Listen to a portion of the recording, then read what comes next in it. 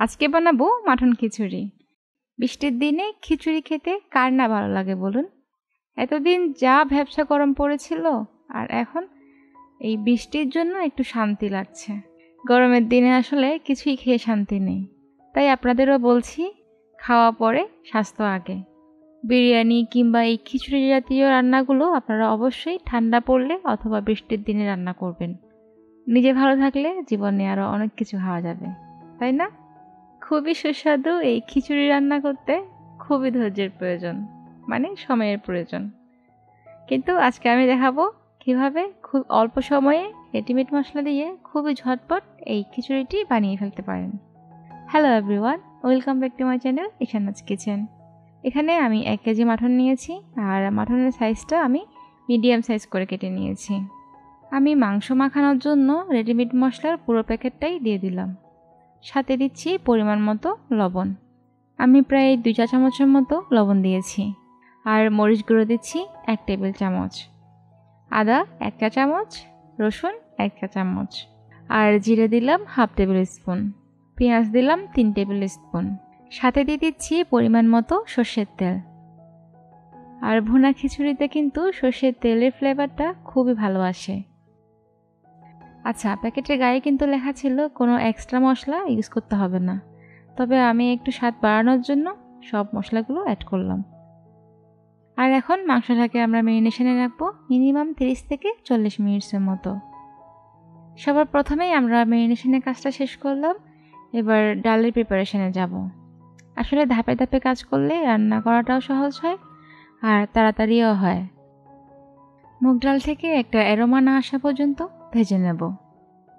খিচুড়ি রান্নার জন্য আমি আজকে নিয়েছি 1 কাপ মুগ ডাল। মুগ ডালগুলো আমি ভালোভাবে ভেজে নিচ্ছি। আমি আজকে 3:1 কাপ ইউজ করেছি, মানে 1 কাপ ডালের সাথে 3 কাপ চাল। আপনারা চাইলে হাফ হাফও করতে পারেন, তবে আমার মতে এতে বেশি গ্যাস্ট্রিকের সমস্যা হয়। তবে আপনাদের যদি ভালো লাগে অবশ্যই দিতে পারেন। এখন ভালোভাবে ধুয়ে নেব। আমি আজকে চিনি গুঁড়ো চালটা ইউজ করছি, আপনারা চাইলে যে কোনো সুগন্ধিযুক্ত চাল ব্যবহার করতে পারেন। এবার সব কিছু আমি একসাথে ভালোভাবে ধুয়ে নেব। আমি মিনিমাম চাল আর ডালগুলোকে 4 থেকে 5 বার ধুয়ে নিয়েছি।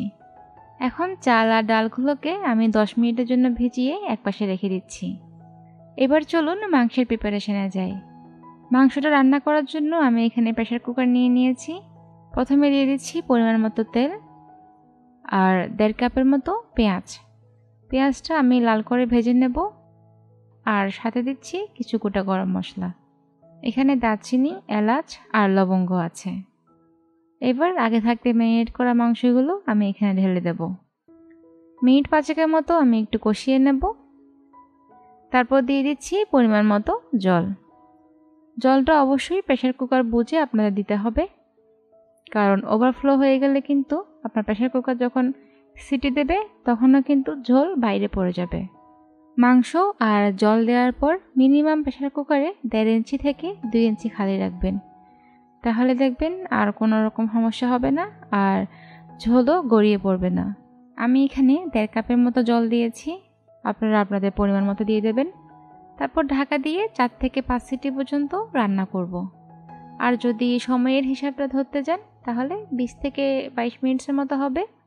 প্রেসার কুকারে মাংসটা হতে থাক, চলুন আরেক চুলায় আমরা চালের প্রিপারেশনটা করে নিই। চলুন, একটা প্যানে পরিমাণ মতো তেল দিয়ে দিলাম। তেলটা গরম হলে সাথে দিচ্ছি 1 টেবিল স্পুন পাঁচফোড়ন। পাঁচফোড়নটা অবশ্যই দেওয়ার চেষ্টা করবেন, তাহলে একটা আচারি ফ্লেভার পাবেন। আর সাথে দিয়ে দিচ্ছি প্যাকেটের সাথে থাকা গোটা গরম মশলা। তেজপাতাটা আমি একটু ছিঁড়ে দিয়ে দিলাম, এতে ফ্লেভারটা ভালো আসবে। তারপর ভিজিয়ে রাখা ডাল চাল একসাথে দিয়ে দিলাম। এখন চাল আর ডাল একসাথে ভাজার পালা। আমি মিডিয়াম আঁচে ভালোভাবে চাল আর ডাল ভেজে নিচ্ছি। 10 থেকে 15 মিনিট আমি একটু হালকা লাল করে ভেজে নেব। আর চামচটা অবশ্যই বারবার দোলাতে থাকবেন, তা না হলে তলায় লেগে যেতে পারে। আমাদের চাল আর ডাল মোটামুটি ভাজা হয়ে গেছে। কিছু মশলা দিয়ে দিচ্ছি, এরপর আরও কিছুক্ষণ ভেজে নেব। আদা বাটা দিচ্ছি 1 চা চামচ, রসুন বাটা 1 চা চামচ, মরিচ গুঁড়ো 1.5 চা চামচ, হলুদ 1 চা চামচ, জিরে 1 চা চামচ, ধনে 2 চা চামচ। এখন এই সবগুলো মশলা দিয়েও আমি প্রায় 6 থেকে 7 মিনিটের মতো ভেজে নেব। মশলা দেওয়ার পর কিন্তু চুলার জালটা একদমই অল্পতে রাখবেন। আচ্ছা, এবার বলে দিচ্ছি জলের পরিমাণটা। আমরা আসলে সবাই জানি চালের দ্বিগুণ পরিমাণ জল হয়, কিন্তু আজকে আমি একটু ট্রিক্স আপনাদের সাথে শেয়ার করতে চাচ্ছি। সেটা হচ্ছে আমরা কিন্তু মাটনের ঝোলটাও এই খিচুড়িতে ব্যবহার করব। তাই জলের পরিমাণটা এখানে একটু কম ব্যবহার করতে হবে। টোটাল আমি এখানে 1500 ml জল দিয়েছি, আর 500 ml আমি ঝোল থেকে ব্যবহার করব। সাথে দিয়ে দিলাম 3 টেবিল স্পুন লবণ আর 9 থেকে 10টা কাঁচামরিচ। ঢাকা দিয়ে রান্না করছি 5 থেকে 6 মিনিটের মতো। আমার মরিচগুলো ফ্রোজেন ছিল, আপনারা কাঁচা থাকলে অবশ্যই দিতে পারেন। চালের প্রিপারেশনটা করতে করতে আমাদের ওইদিকে মাংসের সিটি কিন্তু উঠে গেছে। চলুন দেখি মাংসের কি অবস্থা। দাঁড়ান, আপনাদের একটু সামনে থেকে দেখাই। একটা মাংস আপনাদের কেটে দেখাচ্ছি। দেখুন কি সুন্দর সুসেদ্ধ হয়েছে। দাঁড়ান আরেকটা দেখাই। এবার মাংসগুলো আমি একটা প্লেটে তুলে রাখবো, আর ঝোলটা আমরা খিচুড়িতে ব্যবহার করব। এবার ঝোলটা আমি এখানে খিচুড়ির সাথে মিক্স করে দিচ্ছি। আর আমি কিন্তু ঝোলটা 2 বারে ব্যবহার করেছি, আর এখানে আমার সবটা ঝোলই দিতে হয়েছে। চুলোর জাল এই মুহূর্তে একদমই অল্প থাকবে। ঝোলটা দিয়ে আমি মৃদু আঁচে 6 থেকে 7 মিনিট রান্না করব। এরপর দিয়ে দিলাম মাটনগুলো উপরে আমি এভাবে সুন্দরভাবে সাজিয়ে দিয়েছি, আর দিয়ে দিচ্ছি সর্ষের তেল। আপনারা চাইলে এখানে আচারের তেলও ব্যবহার করতে পারেন। আচারের তেলটা দিলে স্বাদ কিন্তু আরও বেশি ভালো আসবে। এখন ঢাকা দিয়ে রান্না করব প্রায় 10 থেকে 15 মিনিটের মতো। তারপর চুলার জালটা অফ করে আমি মিনিমাম আরও 15 থেকে 20 মিনিট দমে রাখবো। এবার খিচুড়িটা আমি একটা প্লেটে সার্ভ করে নিলাম। দাঁড়ান, মাংসটা কতটুকু সেদ্ধ হয়েছে আপনাদের দেখাচ্ছি। দেখুন কতটা সফট আর টেন্ডার হয়েছে, আর খেতেও কিন্তু দুর্দান্ত হয়েছে। দাঁড়ান আপনাদের একটু রাইসটা দেখাচ্ছি। দেখুন একদমই গলে বা নরম হয়ে যায়নি, পারফেক্টলি সেদ্ধ হয়েছে। সাথে নিয়েছি আমের আচার।